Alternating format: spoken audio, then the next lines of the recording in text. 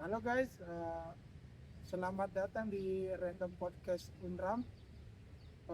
Kali ini kami akan membahas materi terkait keamanan dan ketertiban sosial.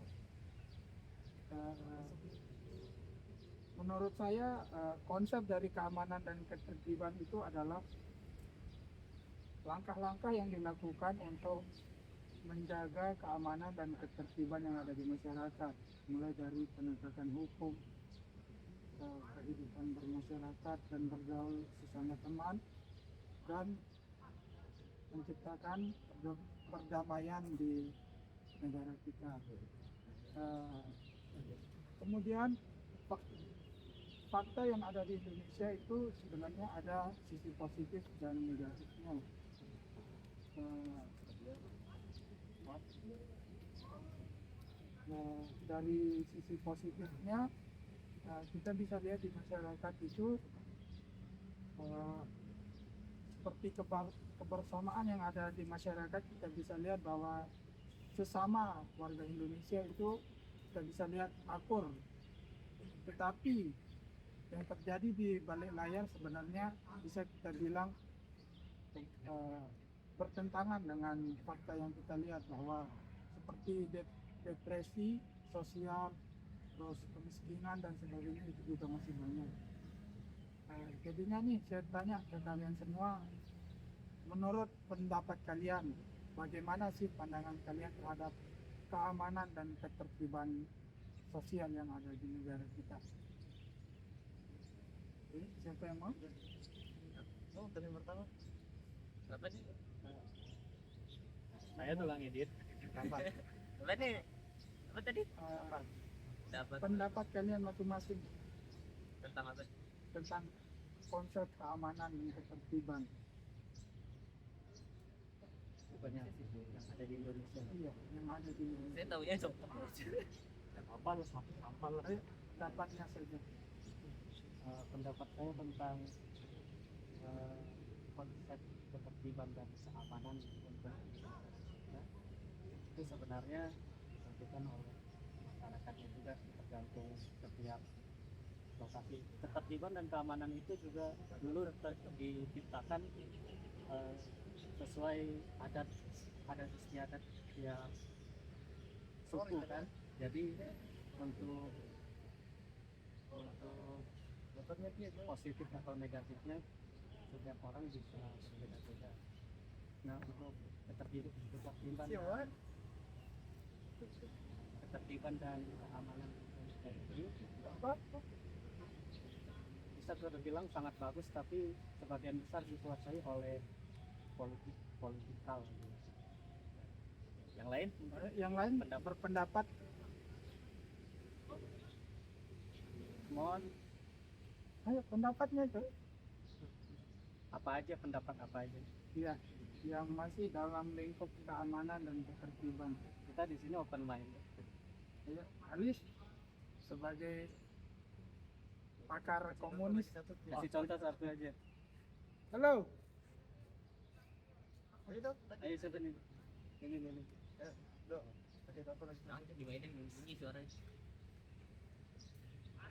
Wih, datang tamu kan? Apa ya? Buat konsep keamanan dan ketertiban itu sebenarnya udah Indonesia itu punya konsep dari zaman dulu udah ada.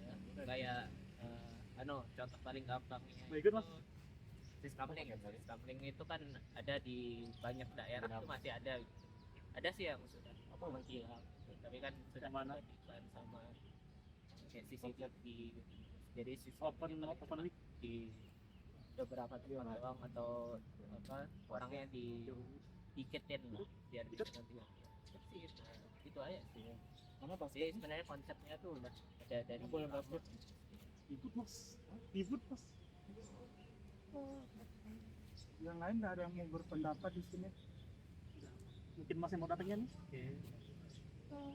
Oke, sekarang bagaimana sih keamanan dan ketertiban yang baik itu bisa tercapai?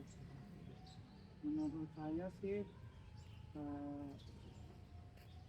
pertama kita itu seharusnya taat hukum, mematuhi aturan yang ada, terus harus peka terhadap apa yang terjadi di sekitar kita. Kenapa itu juga penting? Karena keamanan dan ketertiban itu seharusnya muncul dari keinginan sendiri untuk menciptakan keamanan dan ketertiban. Itu aja sih dari saya. Kalau yang lain bagaimana?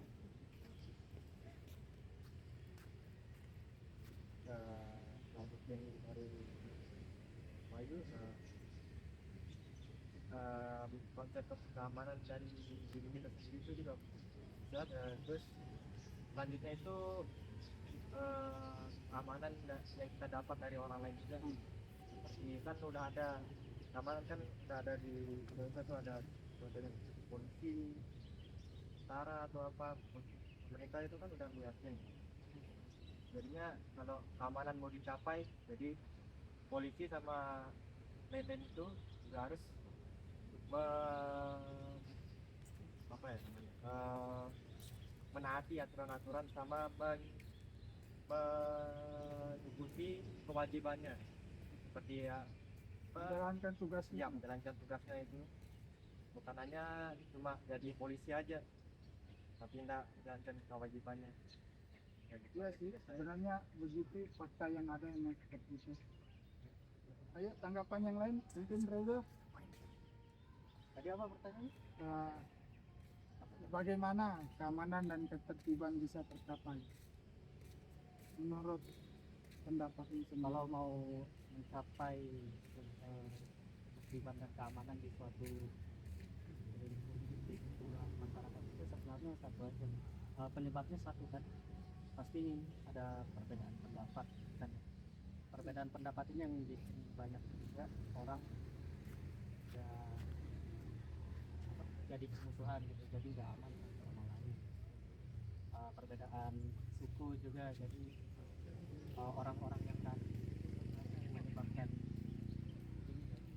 mengganggu ketertiban dan keamanan di lingkungan masyarakat itu ya. Contohnya seperti teman kita di sini. Ya, jadi kalau bisa kalian punya teman yang seperti itu, tolong diingatkan, terus kasih tahu resikonya, nanti bisa dipenjara atau yang lain-lain kan. Ayo, mungkin Halis mau berpendapat. Ya, masalah ras Sepatah dua kata saja. Ya, pembelaan diri. Mungkin. kalau ini apa lebih ke apa, ada contohnya juga apa, kalau menurut saya itu lebih ke sadar diri sama apa sih namanya, kayak nahan diri gitu, kayak Iya. misalkan walaupun kamu apa ya, walaupun kamu miskin, walaupun kamu apa, bukan sebuah pembenaran untuk melakukan kerusuhan, bukan sebuah kebenaran. Tidak menjustify kelakuan kalian kan. Mungkin banyaklah ada orang-orang yang teriak, koruptor, ini rugi jutaan. Banyak masyarakat yang apa, kelas menengah ke bawah, orang kecelakaan malah diambil ini anunya, dijarah, bayangin. Bukannya ditolong. Iya, itu ada kejadian sepupu saya kecelakaan, HP-nya hilang. Bayangin, orang kecelakaan, ada orang-orang yang bantu, tapi ada orang yang maling HP. Itu mau kamu semiskin apapun, mau kamu sesusah apapun, bukan sebuah pembenaran kamu harus ngelakuin kejahatan. Karena hal itu juga kamu tidak senang kan apa hal itu terjadi di kamu. Kamu bayangin kamu susah-susah dipaksa, kamu lagi buru-buru, tiba-tiba malah kemaling, kan tidak masuk. Mungkin Halis ada yang ingin disampaikan. Kebenaran dari ratusan. Ayolah, come on man. Logika kita Sesamping. Mungkin pertambahan juga tergantung dari diri kita sendiri juga ya. Kita juga harus tahan Lihat sekarang. dan Itu ada. Nah, kita juga itu pada saat itu Masa kau ngomong nggak kayak gini? nah masyarakat Indonesia itu ya karena Balik. karena SDM-nya rendah ya, jadi ya, Kebanyakan. Misalnya kan. jadi tidak terlalu taat hukum, jadi makanya terjadi pembunuhan tadi, kemalingan HP itu. Mungkin ini teman kita Reza, pakar hukum, Ya, ada pengalaman kah atau ada pengalaman pandangan? atau ya boleh disampaikan. Terserah mau pengalaman atau pandangan nih. Ada Saya setuju dengan pendapat saya. Simpel anjir. Ya udah. Mungkin Mas Haidar, ada pengalaman atau apa gitu, Dar? Kalau dari Editor saya, Editor kita. taksi. Tolong Masa senolap itu kau, Dar? I'm no lab, bro. I'm no lab. I don't know anything. Beda. Tanya nih mungkin ini masnya satu nih, bantu kamu. Main ini lu. mungkin ada dari bintang tamu kita di sini. Yuk goyang sama materi kalian apa anjing? Keamanan. Dan Bagaimana suatu ketertiban dan keamanan bisa tercapai menurutmu di lingkup Indonesia, lingkup sosial? Ya bintang tamu. Iya, baik online maupun real life. Yes, bebas. Kita baru nyentuh offline-nya ya, ini masalah juga. Jadi pertama problematika yang terlihat di Indonesia ini cukup banyak. Pertama rasisme itu hal yang paling sangat muncul. Lihat kalian lihat di komentar Jawa, Sampai dianggap lumrah gitu. Ireng, like ya di TikTok itu hal perlu kayak gitu ya perlu diedukasi sama masyarakat kita sebenarnya. Nggak perlu dijadikan candaan. Karena kalau kita dari kondisi sekarang kayak Raja Ampat itu kan kayak dieksploitasi baik dengan kalian tahu kan Raja Ampat itu di timur dan kita orang-orang Indonesia nih banyak suka bilang ireng sama orang Papua sana. Apa kalian nggak berpikir kalau misalkan mereka ingin berpisah udah dieksploitasi, dirasisin kayak kalian tahu banget lah bagaimana orang Ireng ini maksudnya orang mohon maaf maksudnya orang kulit hitam bagaimana perlakuan kita terhadap mereka bagaimana kita berbicara di sosmed tentang mereka hal ini dapat berdampak ke depannya mungkin mereka ingin mengulang kembali masa lalu di mana mereka ingin memisahkan diri dan itu sangat berdampak pada ekonomi Indonesia ke depan apalagi di Raja Ampat ada nikel dari sekarang aja itu kerugian nikel kita akibat apa namanya penambangan di Raja Ampat itu 446 triliun rupiah dan apalagi Raja Ampat itu salah satu sektor wisata paling tinggi budgetnya paling tinggi harga yang bisa dicapai gitu karena di sana turis bisa capai kayak ngeluarin uang sekitar 15 sampai 20 juta rupiah per hari begitu besar dampaknya Raja Ampat ke Indonesia ini dan itu sangat membantu ekonomi Indonesia karena itu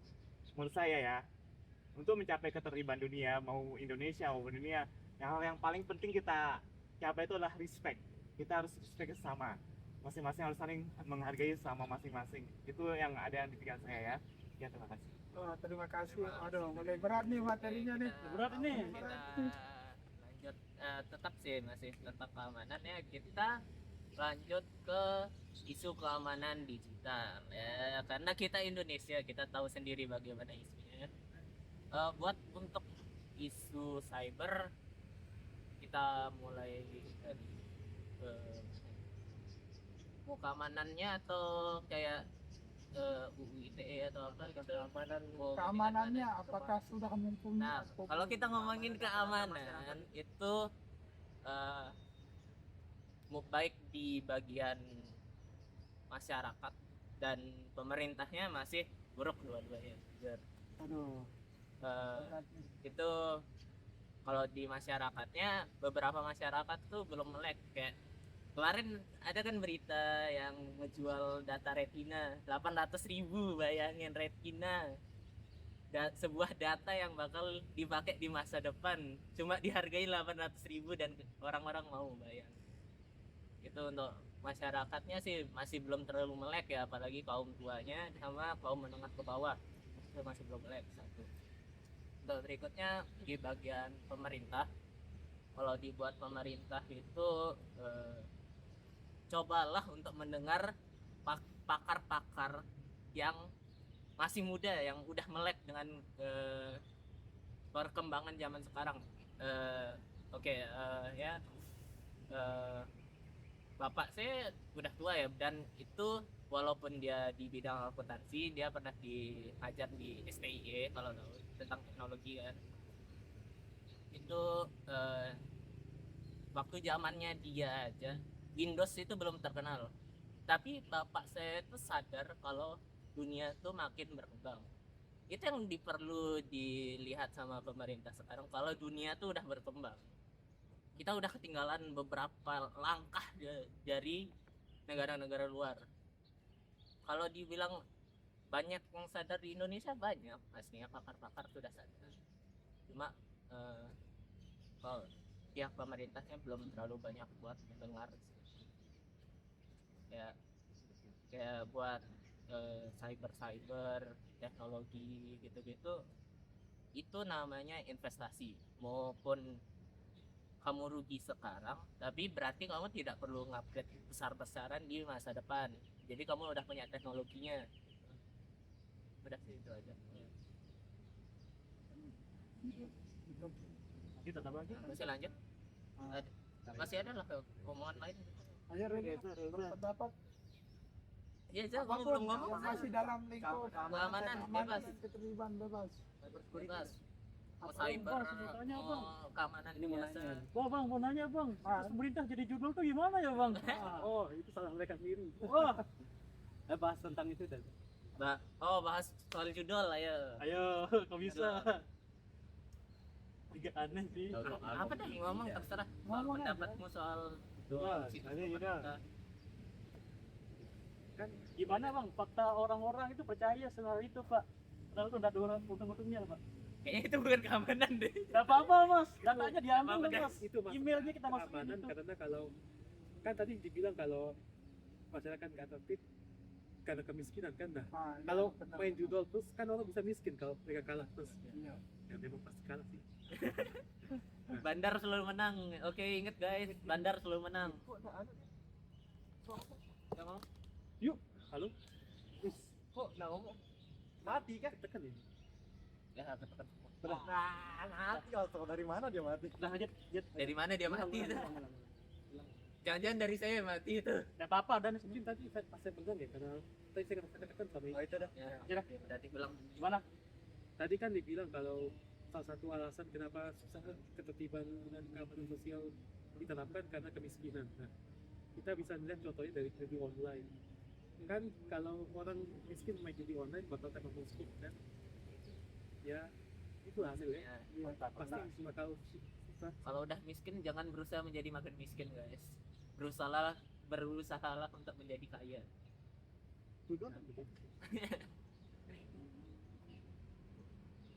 Ya, lanjut. Apa lagi topiknya?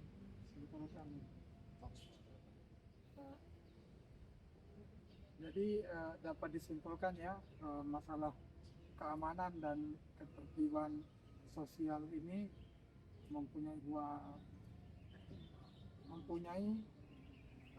dua sudut. Yang pertama dari sisi positif dan sisi negatifnya. Sisi positif keamanan dan ketertiban sosial di Indonesia itu seperti rukun terhadap sesama masyarakat, terus masih ada orang yang mematuhi aturan dan hukum, terus masih ada orang yang mau berusaha untuk menjaga ketertiban, seperti kita lihat di lingkungan masyarakat saja, seperti ronda malam, terus gotong royong. Terus dan sisi negatifnya dari pendapat teman-teman tadi, kebanyakan dari sisi saling menghargai satu sama lain yang masih kurang di masyarakat kita, seperti rasisme, terus masih memilih untuk berteman dengan siapa meskipun dalam satu lingkungan. Jadinya menurut saya dan faktor-faktor yang menyebabkan adanya masalah dalam keamanan dan ketertiban, mulai dari pemerintah ada seperti korupsi, terus ketidakpatuhan pemerintah terhadap aturan dan apa yang harus dikerjakan, dan dari masyarakat itu sendiri seperti tadi yang kita bisa simpulkan seperti judol mungkin, terus tidak rukun sesama, terus Enggak, rasisme, yang eh, paling penting sadar diri. dan ya yang paling penting sadar diri. Baik Mungkin dari pemerintah. teman yang lain bisa menyimpulkan berbeda dari saya, mungkin Faiz. Udah semua sih. Udah semua ya. Iya, itu emang penyebab-penyebab adanya yang ganggu ketertiban dan keamanan di masyarakat tadi udah disebutin. Jadinya saya tanya nih, keamanan dan ketertiban di Indonesia sudah termasuk baik belum? Belum. Belum ya. Iya. Belum. Ya banyak minus deh, mau di masyarakat mau di pemerintah masih banyak minusnya. Ya pokoknya ya keduanya harus sadar kalau keamanan tuh penting banget, mau di secara data, secara apa namanya, kepemilikan, kayak anu ini masalah anu juga ya. Saya lanjutin dah masalah ya, apa masalah terbaru tuh yang sengketa lahan. Nah, bayangin punya lahan malah diambil sama orang gitu kan. Intinya apa, mempermudah buat keamanan tuh penting, mau dimanapun caranya. Udah sih itu aja. Ya, harapan kita bersama sih semoga saja keamanan dan ketertiban di negara ini membaik, Sini. membaik dan terus membaik, sebab hal ini sangat penting bagi kelangsungan hidup masyarakat dan juga kemajuan bangsa kita. Mungkin dari teman-teman ada harapannya? Bukan harapan sih, argumen bang. Iya. Boleh. Silakan Bang. Kalau ngomongin masalah ketertiban ya, saya mau ngomongin masalah ketertiban di dunia maya. Kita punya UU ITE yang ngatur ketertiban di dunia maya. But problematika dengan UU ITE ini, terkadang UU ITE ini salah digunakan oleh para elit. Contohnya nih, kita pengen ngomentarin pemerintah. Kayak pemerintah gini, kamu ditangkap. Nah, UU ITE ini dijadikan senjata yang legal buat nangkep kita, buat ngebungkam kita. Nah, mereka pengen ketertiban, tapi ketertiban ini seakan-akan ditolak. Itu yang ada di pikiran saya sekarang, problematika dengan pemerintah yang sekarang. Hal ini yang perlu direformulasi. Memang pasal 27 dan pasal 28 ini multitafsir, makanya mereka bisa menggunakannya sebagai senjata. Jadi kayak emak-emak yang ngeluh masalah kayak jalanan di di Labu Api itu rusak. Itu kalau ada pihak pemerintah yang tersinggung, itu bisa dipenjarakan emak-emak itu. Semudah itu pasal ini bisa nangkep seseorang. Jadi ketertiban di Indonesia ini sangatlah ambigu, mana yang benar mana yang salah. Nah, mana yang benar mana yang salah. Jadi kalau mau ngomongin masalah ketertiban di Indonesia, saya mikirnya sebenarnya kalau kita mikir masalah UU ITE terus kaitin sama KUHP, apakah KUHP itu cukup untuk nanganin masalah kayak pencemaran nama baik atau hal-hal kayak gitu.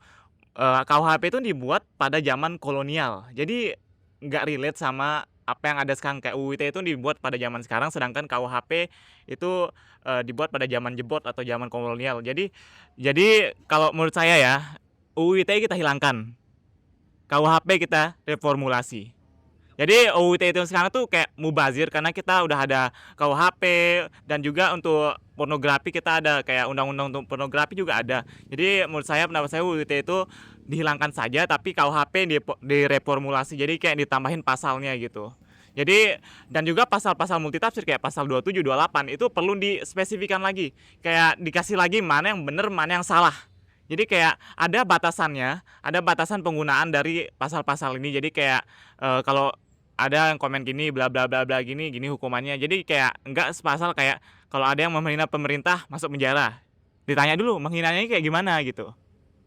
Nah, itu yang perlu dipertanyakan. Nah, itu yang masuk salah satu ketertiban ya yang perlu kita atur dalam Indonesia ini. Itu salah satu problematika yang perlu dihadapi sama pemerintah sekarang, karena kita juga rakyat perlu untuk bersuara. Jadi pemerintah nggak bisa sekedar membungkam kita karena ingin mengkritik pemerintah. Kami mengkritik karena kami ingin dunia ini lebih baik, pengen Indonesia ini lebih baik. Oke, kalian revisi UU ITE 2 kali. Gimana hasil revisinya? Tetap salah. Tetap salah. Apakah itu artinya UU ITE ini nggak guna? Tidak sama sekali sebenarnya. Kalau ditanyain guna atau enggak, berguna. Karena misalnya UU ITE ini hilangkan, berarti orang-orang yang bersuara, orang-orang bisa bebas bersuara kayak mengucilkan seseorang karena ingin terdengar kritis, itu salah. Jadi kita tetap butuh UU ITE ini, tapi perlu direformulasi, perlu multitafsirnya itu perlu lebih spesifikan lagi. Itu hal yang menurut saya perlu dilakukan sama pemerintah. Terima kasih. Oke, terima kasih pendapatnya. Kita ngomongin UU ITE tadi ya, ada berita baik yang saya dengar, itu dari berita ya, bukan elit global atau apa, saya cuma dengar berita doang yang apa soal UU ITE udah nggak boleh disalahgunain lagi, tapi karena itu masih peraturan baru, kita belum tahu bukti nyatanya bakal gimana ya. Terus buat yang anti kritik pemerintah itu memang benar nggak boleh disalahgunain. Kalau buat kritik pemerintah itu harus diperbolehkan, karena itu adalah bagian paling penting di kehidupan. Mau kita apapun harus kita kritik. Kritik itu nggak selalu menjatuhkan, tapi juga ngemaksa seseorang atau pihak buat ngelakuin hal, terutama hal yang benar. Itu ada berita, kalau kalian pernah dengar, ada berita kemarin tuh ibu-ibu guru nyebrang jembatan tali, bayangin. Ada kan berita kayak gitu yang jembatannya dia roboh. Bayangin, disuruh minta maaf sama pemerintah. Itu hal yang salah. Mau gimana? Ada yang pemerintahnya bilang emang jembatan itu ditutup, mau dibikin baru. Ada jembatan baru. Ya berarti ya, satu itu. Kedua, berarti emang akses itu lebih mudah di sana, lebih cepat. Karena fasilitasnya malah rusak gitu. Ada juga yang berita masyarakat bikin jembatan, ada bapak-bapak bikin jembatan jadi jadi sarana buat orang naik motor jalan-jalan di sana kan ya. Karena mereka tuh tidak puas dengan performa pemerintah. Jadi satu sisi kita kritik salah, kita gerak juga masih salah gitu. Bayangin, yang gerak itu masyarakat, Pak, bukan pemerintahnya. Jadi ya kalau ndak mau masyarakat gerak dan kelihatan kalian ndak kerja, ya gerak bang, gerak paling penting. Udah sih, itu aja. Mungkin teman yang di belakang menyampaikan pendapat sebelum kita tutup. Ya Les. Wah, Hidar juga belum sempat ngomong banyak.